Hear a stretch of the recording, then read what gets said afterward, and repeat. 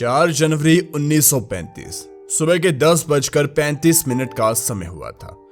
तभी रिसेप्शन पर एक कॉल आती है टेलीफोन ऑपरेटर की तरफ से कि रूम नंबर 106 का टेलीफोन किसी ने जानबूझकर अनहुक किया है, मतलब कि उसकी तार निकाली गई है। आप फटाफट उस रूम में जाएं और उस तार को वापस लगा दीजिए। अब यहाँ पर इस होटल का यह असूल होता है कि टेलीफोन हमेशा चलते रहने चाहिए ताकि कस्टमर को, गेस्ट को कोई भी प्रॉब्लम ना हो, और अगर होटल स्टाफ को गेस्ट से कोई बात करनी हो तो वो भी कर सके। अब इसी सिलसिले में रैंडोल्फ नाम का एक स्टाफ का मेंबर जाता है रूम नंबर 1046 के अंदर, लेकिन जब वो दरवाजे को खोलता है तो दरवाजा अंदर से बंद होता है। अब वहां पर वो अपनी मास्टर की का इस्तेमाल करता है क्योंकि उसे लग रहा था कि शायद इन्होंने कुंडी ना लगाई हो। अगर कुंडी लगाई है तो मास्टर की काम नहीं करेगी, लेकिन यहां पर दरवाजा खुल जाता है। जैसे दरवाजा खुलता है तभी उसे कमरे में सिर्फ और सिर्फ अंधेरा ही दिखाई देता है। सुबह का समय था, इतना अंधेरा वो हैरान हो जाता है। वो थोड़ा थोड़ा आगे जाता है, वो गेस्ट को पुकारता है लेकिन आगे से कोई भी आवाज नहीं आती। अब जब वो थोड़ा सा आगे जाता है उसे महसूस होता है कि उसके पैरों पर पानी टच हो रहा है। उसके पैर थोड़े थोड़े गीले हो रहे हैं। वो सोचता है कि ये क्या हो रहा है। अब वो एक टेबल के पास जाता है, वहां पर फोन पड़ा होता है। वो फिर लाइट को ऑन कर देता है और वायर को लगा देता है, लेकिन वायर लगाने के बाद वो जैसे ही पीछे को घूमता है उसकी रूह कांप जाती है। उसके गेस्ट के ऊपर अनगिनत चाकुओं से वार किया गया था। जिस चीज को वो पानी समझ रहा था वो खून थी, और दीवारें हर जगह सिर्फ और सिर्फ खून ही खून। गेस्ट की हालत इतनी बद से बदतर, मारने वाले ने कुछ नहीं देखा। वो फटाफट से देखता है कि कमरे के अंदर कोई और तो नहीं है, और ये देखने के बाद वो बाहर भाग जाता है, बंदों को इकट्ठे कर लेता है। फिर बाकी लोग जब रूम में आते हैं वो भी हिल जाते हैं कि इतने बड़े होटल में ये क्या हो गया।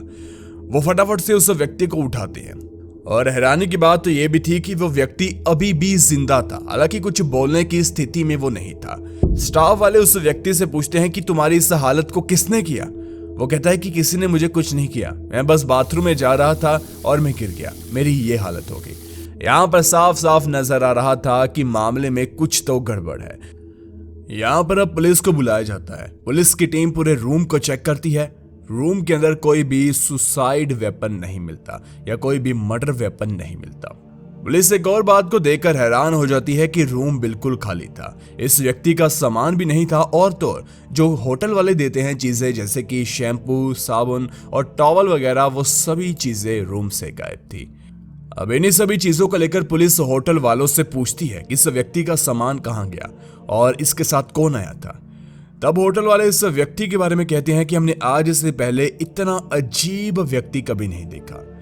ये व्यक्ति यहाँ पर 3 दिन रुका, और वो होटल स्टाफ वाले पुलिस को उन 3 दिनों की ऐसी अजीबो गरीब कहानियां सुनाते हैं कि पुलिस भी दंग रह जाती है कि ये कौन था। अब यहाँ पर होटल वालों को जो एड्रेस दिया था इस व्यक्ति ने और जो नाम बताया था वो था रोनाल्ड टी ओवन, और जो एड्रेस दिया था वो था लॉस एंजलिस का। अब कायदे से पुलिस इस एड्रेस पर पहुंचती है उसके परिवार वालों को, चाहने वालों को बताने के लिए कि ऐसा ऐसा सब कुछ हो चुका है, लेकिन पुलिस को यहाँ पर कुछ भी पता नहीं चलता। इस सब व्यक्ति का जो एड्रेस दिया था वो फर्जी था, और ऊपर से जो नाम बताया गया था उस नाम का व्यक्ति पूरे अमेरिका में ही नहीं था। तो पुलिस और भी शॉक हो जाती है और वापस आना पड़ता है उसे होटल के स्टाफ के पास। तब पुलिस एक एक कर बुलाती है उन सभी स्टाफ मेंबर को जिनके साथ इसकी बात हुई थी, यानी कि रोनाल्ड टी ओवन जो व्यक्ति अपने आप को कह रहा था उसकी बात हुई थी। 2 जनवरी 1935 1:20 दिन के प्रेसिडेंट होटल कैंसस सिटी में यह व्यक्ति आता है, और इसके हाथ में कोई सामान नहीं था, और ये रूम को बुक करता है सिर्फ 1 दिन के लिए। अपना नाम बताता है रोनाल्ड टी ओवन, और कहता है कि मैं लॉस एंजलिस में रहने वाला हूं और यहाँ पर किसी काम के सिलसिले में आया हूं। और वैसे भी इस होटल में जो व्यक्ति आया करते थे वो सभी काम के सिलसिले में आया करते थे, कुछ बड़े बिजनेसमैन, कुछ मिलने के लिए। तो इन लोगों ने भी पूछा कि हाँ ठीक है आप जा सकते हो, और इस व्यक्ति ने एक खास डिमांड की कि मुझे होटल का रूम वो चाहिए जो कि ऐसे सामने ही ना हो, अंदर अंदर कर जाना पड़े, क्योंकि मुझे थोड़ी शांति चाहिए, मैं ऐसे शोर में नहीं रह सकता। इसलिए होटल वाले कहते हैं कि चलो ठीक है, आपको 10वें फ्लोर पर भेज देते हैं, वहां पर एक रूम है 1046। अब यहाँ पर वो रूम देखता है, उसे पसंद आ जाता है और वो कहता है कि हाँ मैं यही रूम लूंगा।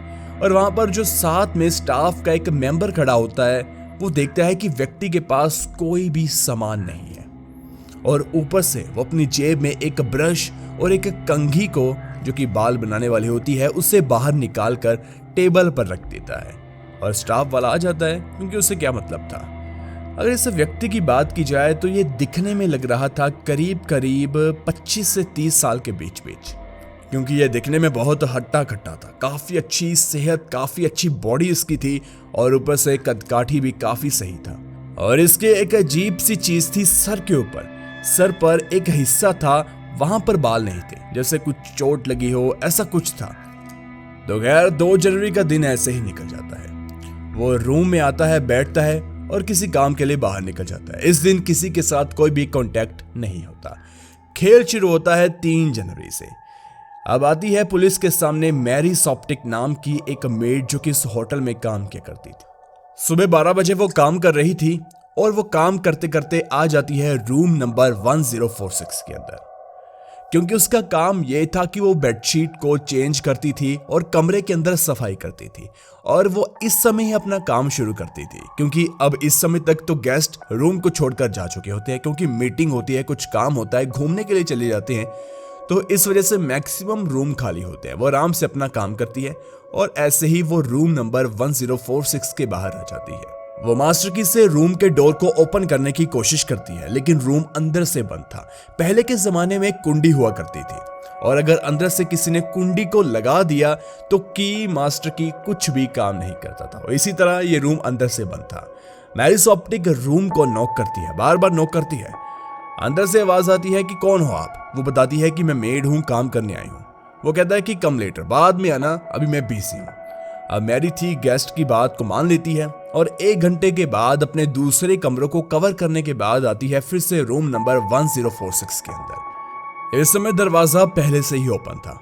वो दरवाजे को खोलती है और अंदर देखती है, अंदर कोई लाइट नहीं, सभी लाइट बंद, अंधेरा ही अंधेरा। बस कोने में एक लैंप जल रहा था और वहीं साइड में बैठा हुआ था ओवेन। तो यहाँ पर मैरी सॉप्टिक को यह काफी अजीब लगता है कि कुछ इस तरह वो एक भूतिया जगह बनाकर व्यक्ति क्यों बैठा है। तो वो खैर वो लाइट को ऑन करती है और पूछती है क्या मैं सफाई कर सकती हूँ, और वो कहता है कि हाँ कीजिए। वो रूम को साफ करना शुरू कर देती है और जब वो सफाई कर रही होती है तभी रोनाल्ड टी ओवन उसे कहता है कि मैं कहीं बाहर जा रहा हूँ, लेकिन तुम इस रूम को खुला छोड़ देना, क्योंकि मेरा एक फ्रेंड आने वाला है, वो यहाँ पर आकर बैठ जाएगा। अब यहाँ पर मैरी सॉप्टिक ऐसा ही करती है, काम करती रहती है और बाद में रूम को ओपन करने के बाद चली जाती है। साथ में वो बेडशीट को लेकर जाती है, टॉवल को लेकर जाती है और वो दूसरी बेडशीट को बिछा देती है। अब यहाँ पर 4 घंटे बाद वो फिर से टॉवल को देने आती है, क्योंकि इस होटल का ये भी रूल था कि 4 घंटे 5 घंटे बाद आप बेडशीट को देखिए, चेंज तो नहीं करने वाले और टॉवल को तो बदलते ही रहिए। इस तरह उसका समय आ गया था नए टॉवल देने का।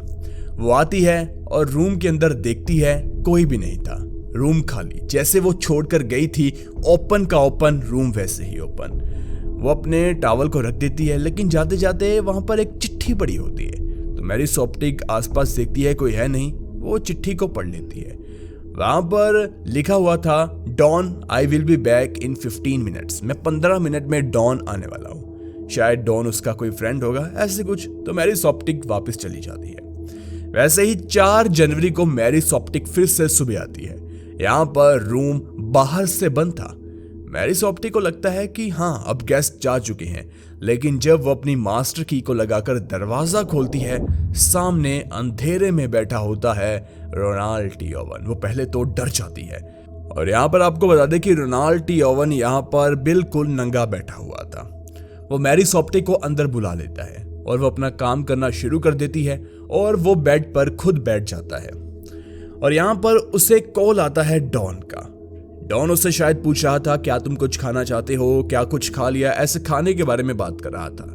इधर रोनाल्ड टी ओवन कहता है, नो मैं कुछ नहीं खाना चाहता, I don't want to eat. मैंने अभी ब्रेकफास्ट किया और मैं कुछ खाना नहीं चाहता हूँ। और ऐसे ही वो फोन को काट देता है। इधर वो बेडशीट को अपने ऊपर ओढ़ लेता है और वो बात करनी शुरू कर देता है मैरी सॉप्टिक के साथ। वो उससे पूछता है कि आप कब से काम कर रही हैं और यहाँ पर कितने कमरे हैं, सभी कमरे आप ही साफ करती हो क्या? तो स्वप्ति कहती है कि नहीं नहीं, और भी हैं, मेरे ये कमरे हैं, उसके वो कमरे हैं, अलग अलग कमरों को बांटा गया है। यहाँ पर टी ओवन कहता है कि मैं कुछ दिन पहले 7 वाले होटल में गया था। वो होटल काफी महंगा था लेकिन इतना अच्छा भी नहीं था, इस वजह से मैंने उस होटल को चेंज कर लिया। अब यहाँ पर मैरी सॉप्टिक जब दरवाजे के पीछे सफाई कर रही थी, वो एक चीज को नोटिस करती है कि इस बंदे को कोई बाहर से बंद कर गया है, क्योंकि रूम के अंदर कोई भी चाबी नहीं थी। और जब वो इस रूम के अंदर आई तब दरवाजा बाहर से बंद था, मतलब कि कोई आया होगा, इस बंदे को बंद कर चला गया।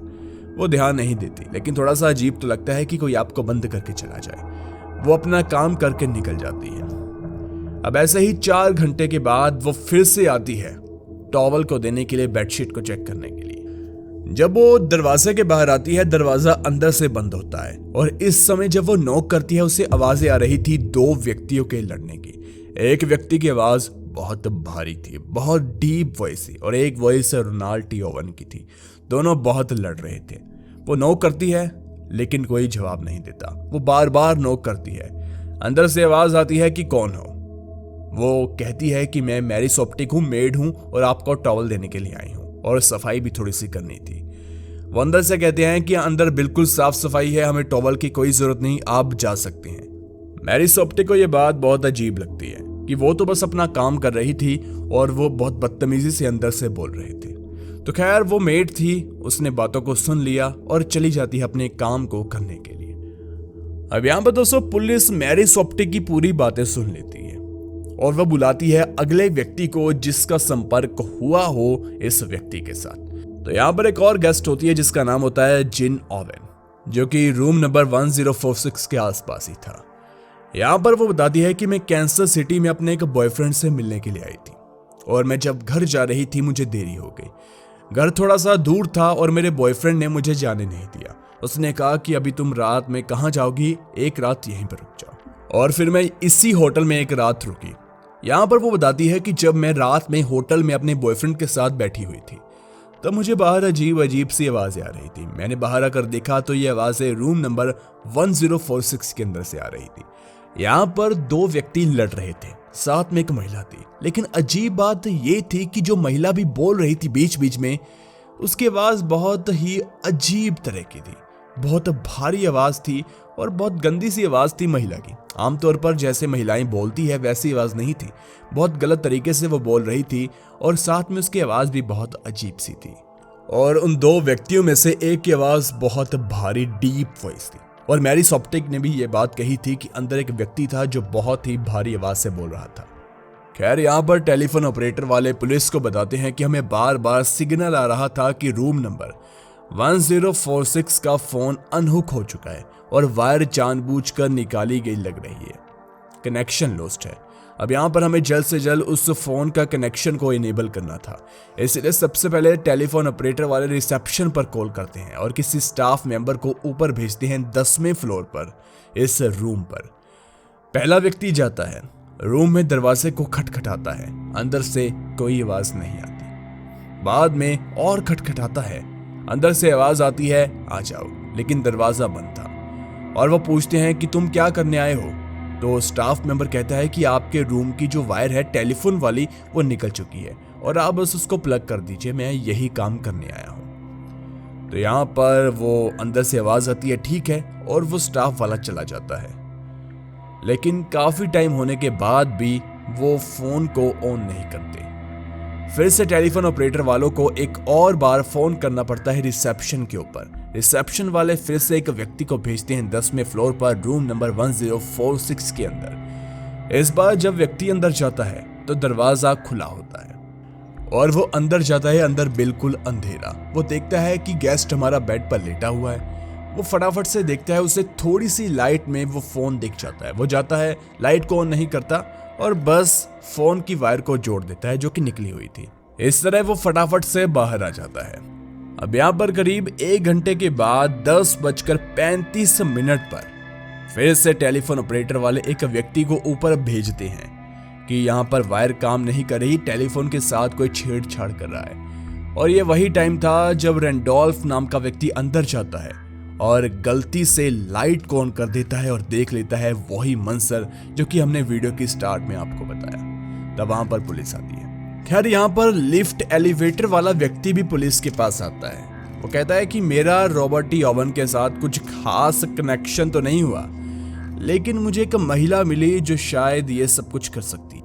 वो बताता है कि 3 जनवरी को एक लड़की आती है लिफ्ट में मेरे पास और वो कहती है कि मुझे 10वें फ्लोर पर जाना है और मैं उसे 10वें फ्लोर पर छोड़ने के लिए जा रहा था। देखिए, पहले के ज़माने में लिफ्ट ऐसे नहीं चलती थी कि बटन दबाया और हम पहुंच गए, और हर किसी को लिफ्ट चलानी भी नहीं आती थी।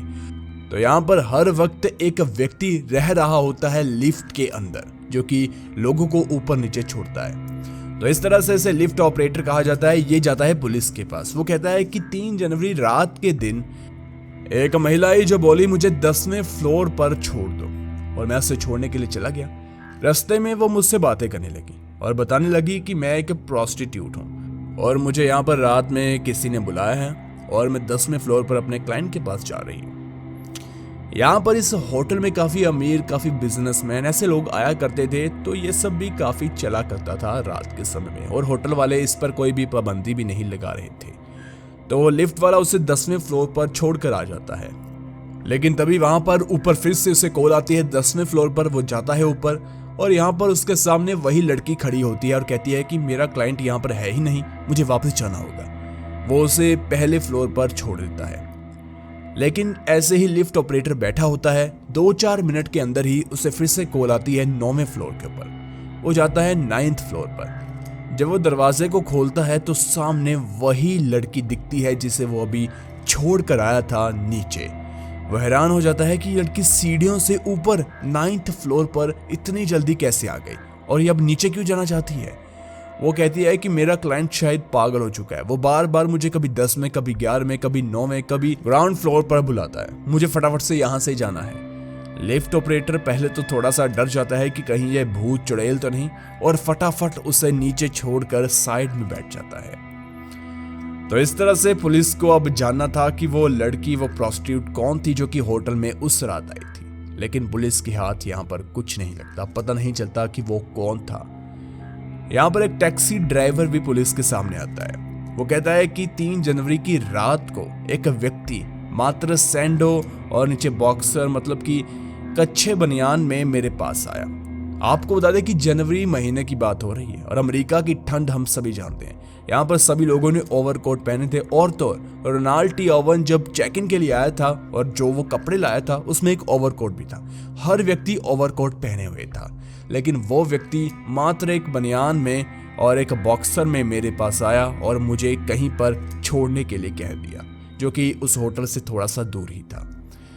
अब पुलिस को शक था कि वो व्यक्ति कुछ कर सकता है, और साथ में टैक्सी ड्राइवर ये भी कहता है कि वो काफी गुस्से में था। वो कहता था कि इनकी ये बात 7 पुश्ते भी याद रखेगी जो इनके साथ होने वाला है। पुलिस को उस व्यक्ति के बारे में भी कुछ पता नहीं चलता, हो सकता है कि वही डॉन हो। खैर, पुलिस अपनी सारी तहकीकात, सारी इन्वेस्टिगेशन सब कुछ कर लेती है। पुलिस के हाथ बिल्कुल भी कुछ नहीं लगता। सभी सबूतों को, सभी चीजों को इकट्ठा करने की कोशिश करती है, लेकिन फिर भी मर्डर तो चलो दूर की बात, ये भी पता नहीं चलता कि ये व्यक्ति कौन है।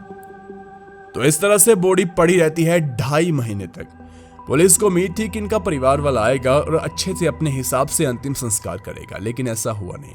हालांकि बीच बीच में कई व्यक्ति आए, लेकिन उनके दावे झूठे साबित हो गए, क्योंकि ये खबर मीडिया में बहुत फैल गई थी। देखिए, इतनी ये फैल गई थी, उसके बावजूद भी कोई भी व्यक्ति नहीं आया बताने के लिए कि ये हमारा लड़का है, हमारा बेटा है। तो इस तरह से पुलिस को लग रहा था कि शायद ये कोई जासूस, कोई ऐसा व्यक्ति है जिसका कोई भी क्लेम करने नहीं आएगा कि ये हमारी बॉडी है, हमें सौंप दीजिए। तो खैर, 2.5 महीने के बाद पुलिस अंतिम संस्कार करवाने के लिए कब्रिस्तान वालों को कह देती है, लेकिन तभी एक अजीब सी बात होती है। 23 मार्च को कब्रिस्तान वालों को एक मैसेज मिलता है। लेटर में लिखा हुआ था कि हम आपको एक एनवलप भेजने वाले हैं, जिसमें जो व्यक्ति आपके कब्रिस्तान में पड़ा हुआ है, रोनाल्ड टी ओवन, जो कि काफी मशहूर भी है, उसका अंतिम संस्कार कर दीजिए। पहले तो कब्रिस्तान वालों को लगा कि ये कोई मजाक है, लेकिन फिर उनको वो पैसे भी एनवलप में, अखबार में लपेटे हुए मिल गए। वो थे करीब $25, जो कि आज के ज़माने में $600 से $700 बनते हैं, मतलब कि करीब 50 से 60 हजार रुपए दिए अंतिम संस्कार के लिए, और साथ में फूलों के लिए, फ्लावर्स के लिए अलग पैसे दिए गए। और उसमें ऐसा भी लिखा गया था कि तुम्हें अपने कर्मों की सजा मिल गई और तुम्हारी आत्मा को शांति मिले। मतलब कि कोई व्यक्ति था जो इसे जानता जरूर था और शायद उसने ही इसका मर्डर किया हो। और हाँ, आपको बता दें कि कब्रिस्तान वालों ने जब वो चिट्ठियां आ रही थी, लेटर आ रही थी, तो उनकी बात भी हुई थी फोन पर उस व्यक्ति के साथ। कब्रिस्तान वालों ने पूछा, क्या आपने इसे मारा है? तो वो कहता है कि नहीं, हमने इसे नहीं मारा, लेकिन जिसने भी मारा है उसे इसके पापों के लिए ही मारा है। किसी ने इसे जानबूझकर नहीं मार दिया, ये अपने कर्मों की वजह से ही मरा है। कुछ लोग ये भी कहते हैं कि ऐसी कोई बात कब्रिस्तान वालों की उस व्यक्ति के साथ हुई नहीं, ये मात्र सनसनी बनाने के लिए थी। खैर, ऐसे ही उस व्यक्ति का अंतिम संस्कार कर दिया जाता है जिसका ना अता, ना पता, ना नाम, कुछ भी नहीं था। बस एक लाश थी जो कि पुलिस के पास पड़ी थी, अंतिम संस्कार कर दिया। ये सब होने के करीब करीब 1 साल बाद फिर से मामला तेजी पकड़ लेता है, क्योंकि एक महिला थी जिसका नाम था रूबी ऑगलेट्री। वो पुलिस को बताती है कि ये मेरा बेटा आर्टेमस ऑगलेट्री है। आर्टेमस है इसका नाम, ना कि रोनाल्ड टी ओवन। अब पुलिस कहती है कि भला ये कैसे, आप पहले क्यों नहीं आए? और वो बताती है कि मैं एक दिन मैगजीन पढ़ रही थी, उसमें सब कुछ लिखा हुआ था कि किस तरह प्रेसिडेंट होटल कैंसर सिटी में ये सब कुछ हुआ, ये व्यक्ति मिस्ट्री मैन बन गया। तब मैंने अपने बच्चे की फोटो देखी और उसने कहा कि अखबारों में, मैगजीन में इस लड़के की उम्र 35 साल, 25 साल, 30 साल बताई जा रही है, लेकिन मेरे बेटे की उम्र मात्र 18 साल है। 18 साल का था वो उस माँ के मुताबिक। वो कहती है कि साल 1934 में मेरा बेटा घर को छोड़कर चला गया काम के सिलसिले में पैसा कमाने के लिए, और वो मुझे चिट्ठियां भेजा करता था, फोन कॉल किया करता था। वो कहती है कि मुझे 1935 के बाद, इस घटना के बाद भी चिट्ठियां आती रही, और तो और जब वो मैगजीन पढ़ रही थी उसके 3 दिन पहले ही उसे चिट्ठी मिली। लेकिन वो फर्क इतना है कि पहले चिट्ठियां हाथ से लिख कर आती थी, लेकिन अब टाइपराइटर से चिट्ठी लिख कर आती है, फोटोकॉपी करने के बाद, सब कुछ के बाद। तो पुलिस और उसकी माँ भी हैरान कि मेरा बेटा टाइपराइटर से चिट्ठियां क्यों भेज रहा है। तो इसका यही मतलब हो सकता है कि उसका बेटा चिट्ठियां भेज ही नहीं रहा, चिट्ठियां तो कोई और ही भेज रहा है। खैर, पुलिस ने पूरे रूम की इन्वेस्टिगेशन की, लेकिन रूम के अंदर पुलिस को कुछ नहीं मिला। लेकिन टेलीफोन के ऊपर उसे 4 लोगों के फिंगरप्रिंट मिले, और बाद में पता चला 4 में से 1 तो महिला के हाथ है। खैर, इस केस को सॉल्व तो नहीं कर पाए, लेकिन अब हम बताएंगे कि मर्डर हुआ कैसे होगा। आप और मिलकर सॉल्व करते हैं जरा इस केस को। देखिए, पहला जो मुझे लगता है कि इस व्यक्ति ने सच में अपने आप को मार दिया। अब आप सोचेंगे वो कैसे? शायद ये मल्टीपल पर्सनैलिटी डिसऑर्डर का शिकार हो, मतलब कि इस एक व्यक्ति के अंदर कई लोग हों, जैसे आपने अपरिचित मूवी देखी होगी वैसे ही। अब आप कहेंगे अच्छा, तो टेलीफोन के ऊपर जो फिंगरप्रिंट मिले 4 लोगों के, वो तो आपको बता दें कि ये होटल का कमरा था। इसमें पहले भी गेस्ट आते हैं, साथ में स्टाफ वाले दिन में पता नहीं कितनी बार आते हैं। मैरी सॉप्टिक आती है कमरे की सफाई करने, तो हम ऐसा कह नहीं सकते कि वो फोन को टच ना कर रही हो। ऐसा नहीं हो सकता कि कोई व्यक्ति रूम में आया हो और फोन को टच ना कर गया हो। जैसे कि वो टेलीफोन ऑपरेटर वाले आ रहे थे, वो भी तो फोन को टच कर रहे थे। मैरी सॉप्टिक कमरे की सफाई कर रही थी, वो भी तो फोन को टच कर रही थी। और मुझे सबसे ज्यादा संभावना इसी बात की लगती है कि जिस तरह वो कह रहा था कि डॉन है कोई और मैं बाथरूम से गिर गया, मेरा ये हाल हो गया, तो ये कोई ऐसे आम व्यक्ति नहीं कह सकता। कुछ ना कुछ उसके मानसिक संतुलन में गड़बड़ तो हो सकती है, और शायद यही वजह थी कि उसने ये सब कुछ कर लिया। और दूसरा जो खूनी हो सकता है, अगर ये थ्योरी एमपीडी वाली गलत है, वो हो सकती है वो कॉल गर्ल। शायद वो कॉल गर्ल थी ही नहीं, वो बस बदले की भावना में यहाँ पर किसी को मारने के लिए आ रही थी 10वें फ्लोर के अंदर, रूम नंबर 1046 के अंदर। और बाद में उसकी जो हरकतें थी, वो पैदल नीचे गई सीढ़ियों से और बाद में फिर लिफ्ट से नीचे आई, वो बहुत अजीब तरह का बिहेव था। और तीसरा है डॉन। हालांकि डॉन ना हमें पता है ना पुलिस को पता है व्यक्ति है भी या नहीं भी है, ये कुछ नहीं पता। लेकिन हाँ, एक बात तो सच है कि इस व्यक्ति को फोन तो आ रहे थे। पुलिस ने चेक करवाया कि इससे फोन आ भी रहे थे या नहीं। फोन तो इसे कोई कर ही रहा था, लेकिन पुलिस को लोकेशन पता नहीं चली, और वो काफी पुराना जमाना था, उस समय ऐसे लोकेशन का पता लग भी नहीं सकता था। तो खैर इस तरह से हम सॉल्व कर देते हैं इस केस को, है ना। लेकिन एक और चीज जो पुलिस के सामने और बाद में आई कि इस व्यक्ति की शादी होने वाली थी। शायद ये कितनी सच है कितनी गलत है वो तो नहीं पता, लेकिन कब्रिस्तान वालों ने जब पूछा उस सेंडर से जिसने पैसे भेजे तो उसने ये कहानी भी बताई थी कि ये शादी किसी और से करने वाला था, जबकि प्यार के वादे किसी और से कर रहा था। और शायद ऐसा हो सकता है कि जिस व्यक्ति को, जिस लड़की को ये प्यार के वादे कर बैठा था वो ही कॉल गर्ल बनकर इस होटल में आई है और उसी ने ये सब कुछ किया हो, और डॉन उसका भाई हो और डॉन के साथ ये काम करता हो ऐसे इलीगल कामों में, और उसने इसे मीटिंग के सिलसिले में यहाँ पर बुलाया हो और बाद में अपनी बहन का बदला लेने के लिए इसे निपटा दिया हो। यह हो सकता है। खैर और तो चीजें सामने नहीं आती। देखो होने को तो कुछ भी हो सकता है। ऐसा भी हो सकता है कि मैरी सॉप्टिक ने ही इसे मार दिया, मतलब हमें इसकी सच्चाई नहीं पता, कुछ भी हो सकता है और पुलिस को भी नहीं पता चले। 90 साल तो हो ही गए और जिसने ये सब कुछ किया होगा वो आज इस दुनिया में तो नहीं होगा। तो खैर इस तरह से कहानी ये यहीं पर खत्म हो जाती है। एक ऐसी ही कहानी थी तमाम शुद्ध केस, उसके ऊपर हमने बात की है। राइट साइड वाली वीडियो को जरूर देखिए, वो भी बिल्कुल एक खतरनाक मिस्ट्री है।